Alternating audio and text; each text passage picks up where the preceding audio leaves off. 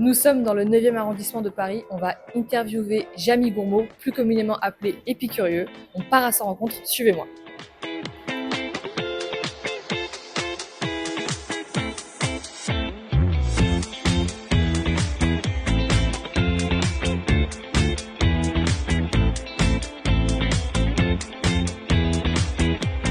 En tout cas, nous tenons à remercier l'hôtel M Social à Paris pour nous avoir mis à disposition cette sublime suite afin de réaliser l'interview avec Jamy. Comme vous pouvez le voir, notre équipe est tout juste en train de s'installer pour pouvoir accueillir Jamy dans les meilleures conditions. En tout cas, Ecomotors News avec Jamy, ça commence maintenant.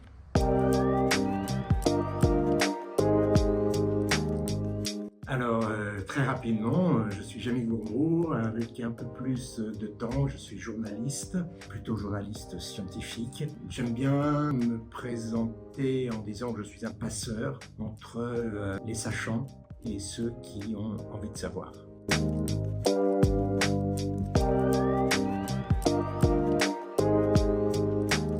Je parlerai plus de passion pour la connaissance que pour la science. Je pense que c'est né très tôt, quand j'étais adolescent. C'est né avec l'envie de faire le métier que je fais aujourd'hui, le métier de journaliste. C'est une très très grande chance de pouvoir faire le métier que l'on a rêvé quand on était enfant et de pouvoir continuer à le faire avec autant de passion. Voilà, c'est né très tôt. La science est venue un peu plus tard, à l'issue de mon cursus de formation, après la fac et l'école de journalisme, et même après quelques années de pratique, puisque j'ai d'abord été JRI, journaliste reporter d'image, et que j'ai réalisé des documentaires qui n'avaient rien à voir avec la science, sur des sujets sociétaux, à l'étranger, mais pas grand-chose à voir avec la science. La science est arrivée avec ses pas sorciers. Voilà.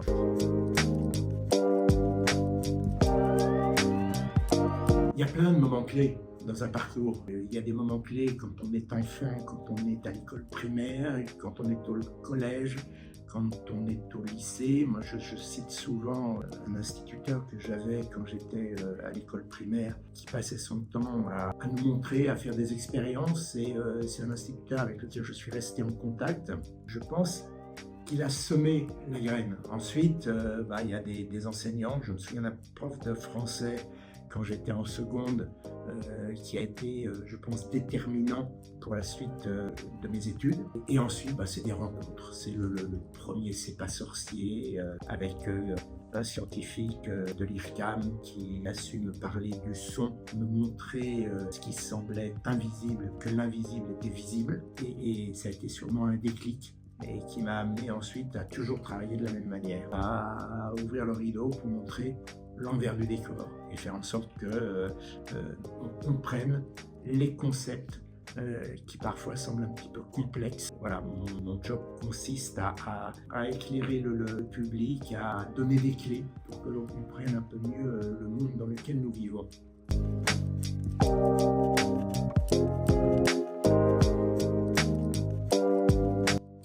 Eh bien, il faut d'abord commencer par le comprendre, être très exigeant envers soi-même. Tant que l'on n'a pas compris, tant que l'on n'a pas conceptualisé la réponse à la question qu'on se pose, eh bien on recommence. Tant qu'on n'est pas capable d'expliquer à une personne qui se trouve à côté de nous ce que l'on vient de comprendre, que l'on croit avoir compris, eh bien il faut recommencer et mettre ce que l'on a compris à l'épreuve de la compréhension des autres.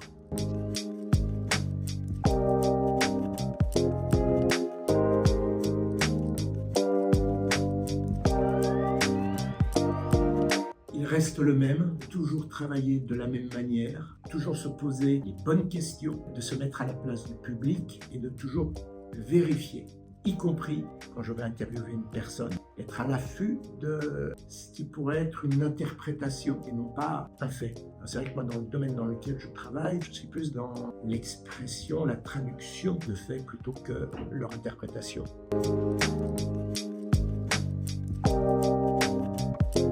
Alors, c'est complexe parce que D'après certaines études, le niveau des scolaires en sciences est moins bon qu'il ne l'était auparavant. Mais en même temps, il y a un accès à la culture scientifique qui est plus important qu'il ne l'était par le passé. Je parle de journaux, d'émissions à la télévision. Alors souvent, quand on dit l'émission à la télévision, on dit « Oh là là, non, il y en a très très peu ».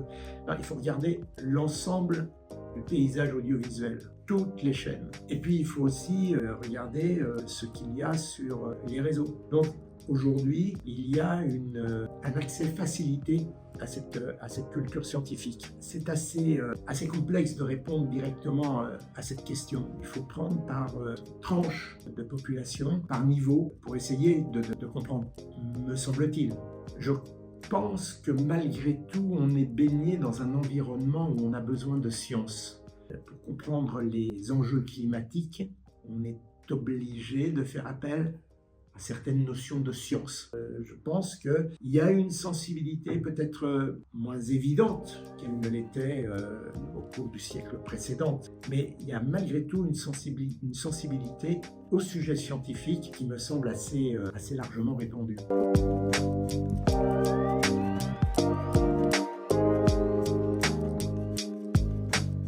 Alors moi, ce qui me pousse à faire mon métier, c'est le plaisir que j'y prends. Si je devais donner un conseil, en fait, je sais qu'aujourd'hui on parle beaucoup du travail, du sens du travail. J'ai la chance de faire un métier passion et d'aimer mon métier. J'invite chacun à essayer de trouver un métier comme celui-ci parce que c'est beaucoup plus agréable de se lever le matin et de se dire je vais passer une bonne journée parce que je vais aller faire ce que j'aime, plutôt d'y aller reculons.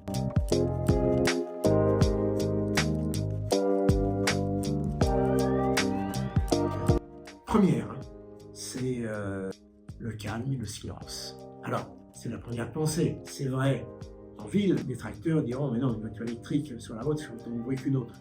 C'est vrai, puisque c'est surtout le frottement des pneus sur la route qui génère le bruit, plus que le bruit du moteur.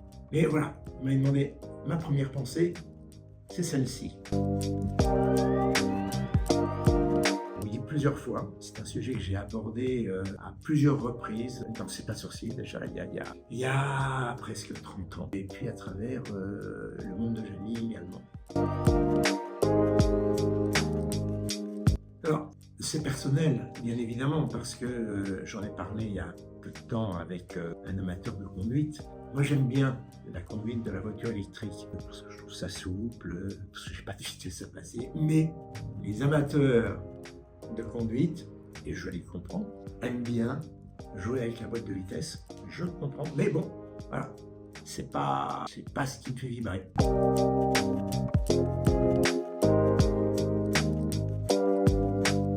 Alors, je pense qu'il y a beaucoup d'idées reçues, il y a des peurs aussi qui n'existent pas. La première question que les gens se posent, et peut-être le premier obstacle qui se présente face à la voiture électrique, face à ce choix, c'est l'autonomie de la voiture. Très souvent, on entend les gens dire « oui, mais je ne peux pas faire 1000 km, ou je vais devoir m'arrêter au bout de 200, 300 km, il va me falloir une demi-heure pour faire le plein, est-ce qu'il y aura assez de pompes ?»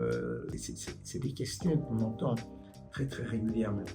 Je pense qu'avant d'émettre un avis sur la voiture, qu'elle soit électrique ou thermique, la première des choses qu'il faut faire, c'est quel usage je fais de ma voiture. Avec la voiture, la mobilité, c'est une histoire d'usage. Si ma voiture, je l'utilise essentiellement pour faire des petits trajets, et la plupart des trajets sont très courts, une voiture hybride ou mieux une voiture électrique suffit amplement. Je crois, mais il faudra vérifier ces chiffres, que en moyenne, les conductrices et conducteurs français ne font pas plus de 2 ou 3 fois plus de 400 km dans l'année, au moment où ils partent en vacances. Donc ça veut dire qu'ils sont confrontés à ce problème d'autonomie très rarement. Et puis ensuite, ce problème d'autonomie qui est lié à la peur du temps nécessaire pour recharger, il faut se dire que la voiture, les batteries vont être vides au bout de environ 2 heures de conduite, peut-être même, enfin au bout de 2 heures de conduite, il est conseillé de s'arrêter pour faire le plein. C'est ce que la sécurité routière conseille aux automobilistes. On fait une pause toutes les 2 heures. Et si vous comptez le temps d'aller aux toilettes, de prendre un café. Les 20 minutes qui sont nécessaires pour faire le plein sont très vite passées. Voilà. Donc, voilà, ça fait partie des petites choses, je pense, qui font peur, qui freinent l'accès à la voiture électrique. Il y a évidemment aussi une histoire de prix, il ne faut pas se leurrer.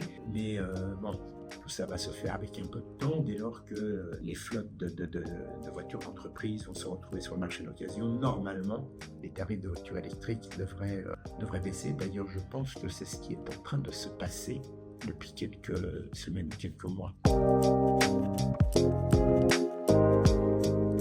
Oui, il faut expliquer, je crois qu'il faut que les gens testent. Je pense qu'avant de tester une voiture électrique, j'étais un peu dubitatif. Mais quand on a testé une voiture électrique, il faudrait permettre aux gens de pouvoir la tester pendant une journée, 2 jours. Je crois que quand on a testé la voiture électrique, on l'adopte. Et c'est une histoire, encore une fois, c'est une histoire d'usage. Quel usage je fais de mon véhicule?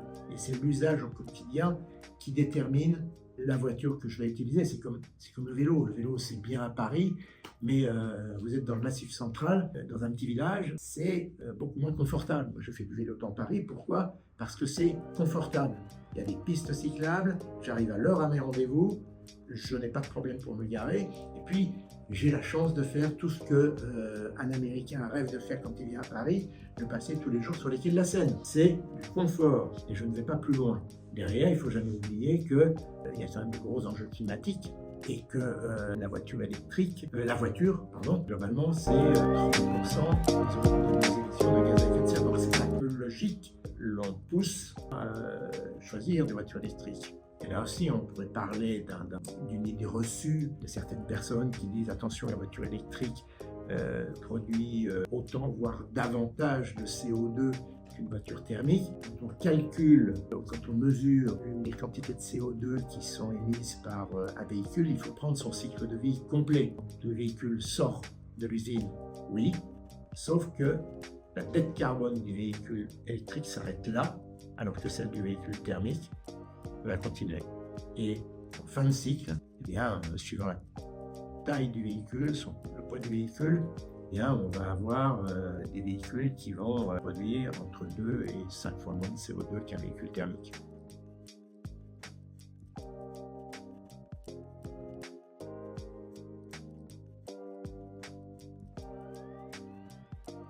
Il se trouve que je suis en train de passer. Parce que passer à la voiture électrique aussi, on attend tout à fait logiquement que le véhicule soit arrivé au bout, qu'il ait fait son temps. Et puis, je vous l'ai dit, c'est aussi une histoire de moyens.